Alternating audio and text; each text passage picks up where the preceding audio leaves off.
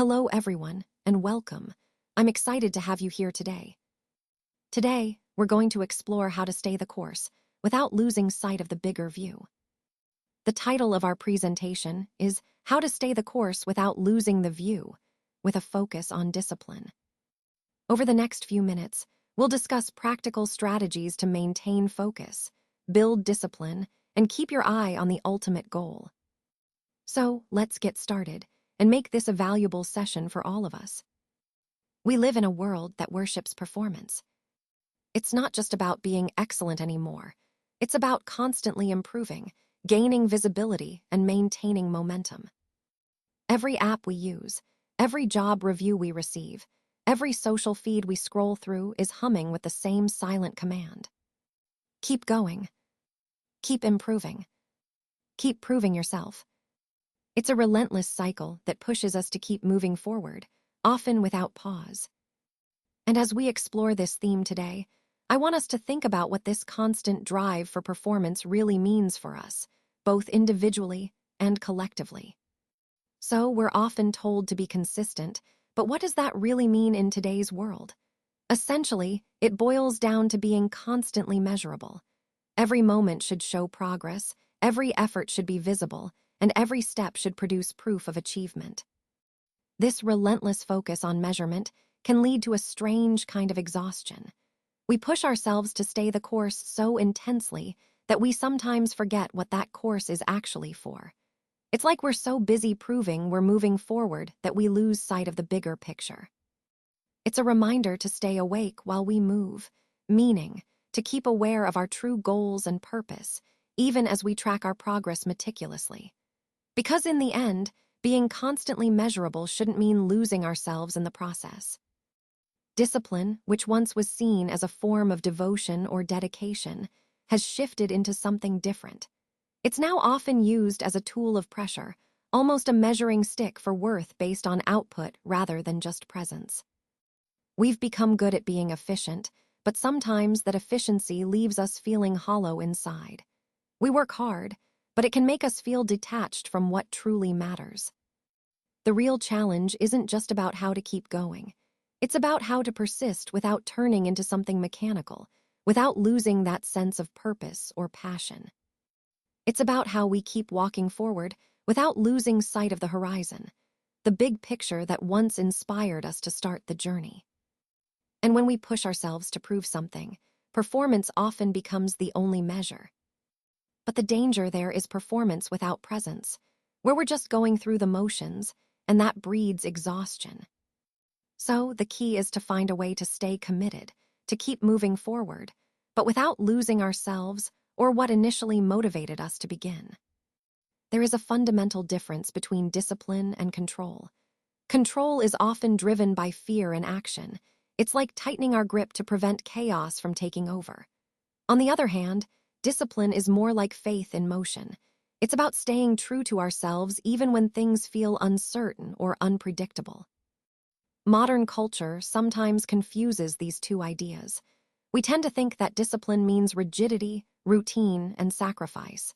But in reality, true discipline is much more fluid, adaptive, and self-aware. Think about a marathon runner. The best runners don't just push hard all the time. They know when to accelerate and when to hold back. They stay alert, not just to the finish line, but to their breathing, their surroundings, and the rhythm of their own body. And here's the key, that's not weakness. That's intelligence. It's about understanding when to adapt and when to push forward. True discipline isn't about mindless repetition or rigid rules. It's about building a relationship with purpose, with rhythm, and with ourselves. If we lose that relationship, we might reach our goal, but we risk losing ourselves along the way. So remember, discipline versus control. One is rooted in trust and awareness, and the other in fear and suppression. And choosing the right one makes all the difference in truly staying aligned with our purpose and our growth. Imagine your life as a long, winding trail. On one side, you have focus. This includes structure, persistence, and commitment. These are the qualities that keep you moving forward, helping you stay on track even when things get tough. On the other side, there's perspective, flexibility, rest, and renewal. These are just as important because they allow you to adapt, recharge, and see the bigger picture. Now, the key is finding a balance between these two. That's where elastic discipline comes in. Think of it as a rope that connects focus and perspective.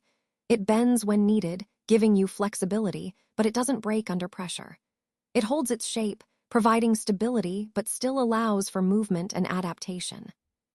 This balance, this elastic discipline, enables you to stay the course without losing sight of your goals or the bigger view. It's about bending without breaking, holding without gripping too tightly, and moving forward without losing perspective. That's how you can navigate your journey with resilience and clarity. Elastic discipline rests on 4 small but powerful principles that really shape how we stay on track without breaking ourselves. First, purpose anchors, not chains. It's about knowing why you started in the first place. Your why should be something that steadies you, keeps you grounded, rather than something that traps or constrains you. Next, rhythm over rigidity. Life is naturally seasonal. There will be weeks of fire, full of energy, and weeks of fog when things feel slow or unclear. The key is to adjust your pace as needed, but never your direction. Flexibility and timing helps you stay consistent over the long haul. Then, reflection as recalibration. Looking back isn't about drifting or dwelling, it's about navigation. When you review your progress, you gain perspective, which is essential for preventing burnout and staying aligned with your goals. And finally, grace in the gap. When discipline falters, don't punish yourself. Instead, gently reset and get back on track. It's about kindness to yourself, recognizing that setbacks are part of the process. Remember, progress isn't a straight line, it's more like a spiral. Each time you circle back, you do so wiser and more resilient. Elastic discipline transforms effort from being a grind into something more graceful. It's not about never stopping, but about never losing sight of where you're headed. These 4 principles, purpose, rhythm, reflection, and grace, are the foundation for maintaining discipline in a sustainable, healthy way. Every 90 days, I recommend taking a pause for about 9 minutes. This isn't just about taking a break, it's a dedicated moment to reflect. During this time, I ask myself, is the path I'm on still aligned with my purpose? It's a simple but powerful question that keeps me grounded. If I realize I'm off course, I don't need to abandon my goals entirely. Instead, I make small adjustments. These tiny corrections are crucial because they prevent bigger regrets down the line. It's like steering a ship. Small turns now save you from larger course corrections later. This is what I call the 99 reflection rule. It's a practical way to stay connected to my purpose, ensure I'm moving in the right direction, and adapt as needed. And remember, consistency in these small check-ins can make a huge difference in the long run. When you're buried in effort, it's important to actually lift your eyes. Literally, look away from what you're working on for a moment. Try to focus on something distant, maybe the skyline, a tree line, or even the sea if you're near it. This simple act has a powerful effect because the body naturally follows where your eyes are pointed. And what's really interesting is that your soul tends to follow too. Your mindset and perspective can shift just by changing your visual focus. This is what we call the visual horizon test. It's a way to reset your mental state by shifting your gaze outward. So, next time you feel overwhelmed or stuck, remember to lift your eyes and look far away. It's a small but impactful step to help you gain clarity and renewal in your efforts. All right, let's talk about the importance of taking a moment between tasks. Take about 30 seconds to breathe and see where you are. This simple pause can be incredibly powerful. It helps prevent your momentum from turning into mindlessness. You know, when you're just going through the motions without really thinking. This is what I like to call the micropause. It's a small but intentional break that keeps you present and aware. By doing this, you can reset your focus and maintain quality throughout your work. Remember, staying mindful between tasks supports overall productivity and engagement. It's a quick step, but it can make a big difference in how you approach your day. When discipline slips, instead of feeling guilty or beating yourself up, try performing a small act of re-entry. This could be something simple like cleaning your desk, writing one line to get back into the flow, stretching your body to release tension, or lighting a candle to create a calming atmosphere. The key here is to make restarting a gentle, grace-filled act rather than one of shame. This idea is what I like to call the reset ritual. It's about approaching setbacks with kindness and compassion, giving yourself permission to restart without guilt. Remember, the goal is to make these moments of re-entry a natural part of your process, helping you stay aligned with your overall intention and momentum. By doing so, you reinforce the idea that setbacks are just pauses, not failures, and that each restart is an act of grace that keeps you moving forward. Don't just measure what you've done, notice what you've felt. Sometimes we focus so much on our accomplishments or the tasks we've completed that we forget to pay attention to our inner experience. It's important to recognize that our feelings and emotions are a vital part of our growth and progress. If you've lost your sense of wonder, it's a sign that you're not truly progressing. You're just moving forward without awareness or joy. Genuine progress isn't just about ticking off goals.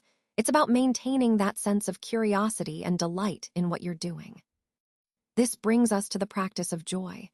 Cultivating joy isn't just a nice addition. It's essential for meaningful progress. When we actively notice how things make us feel and embrace that joy, we create a more fulfilling and sustainable path forward. So remember, progress is as much about how we feel as what we achieve. Keep that sense of wonder alive and let joy guide your journey. Discipline is not the enemy of freedom. It is its very foundation. But only when it breathes, only when it flows naturally with our lives. To stay the course without losing sight of the bigger picture means learning to hold two truths at once. That devotion needs rhythm, and that progress often requires pause. We don't have to be constantly moving forward to be making progress.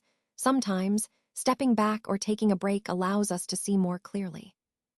In the end, what we truly remember isn't just how efficiently we moved or achieved our goals, but how fully we lived the experience. It's about how often we looked up, how much of the world we allowed ourselves to notice and absorb. Because after all, the finish line isn't the real point. The real point is how much beauty we managed to notice along the way. Endurance, then, is truly an art form. It's about balancing effort and grace, persistence and presence. Thanks for watching, everyone.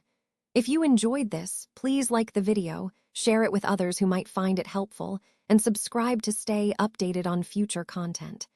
And of course, I'd love to hear your thoughts, so leave a comment below. Now, I want to leave you with one final thought. How to New is really about inner athletics. It's not about competing against others, but about striving for excellence within yourself. It's about pushing your own boundaries, improving your mindset, and developing resilience and discipline from the inside out. Remember, the true challenge is mastering yourself. That's where real growth happens. So, keep focusing on your inner game, and the outside success will follow. Thanks again for being here, and I look forward to seeing you on your journey to inner excellence.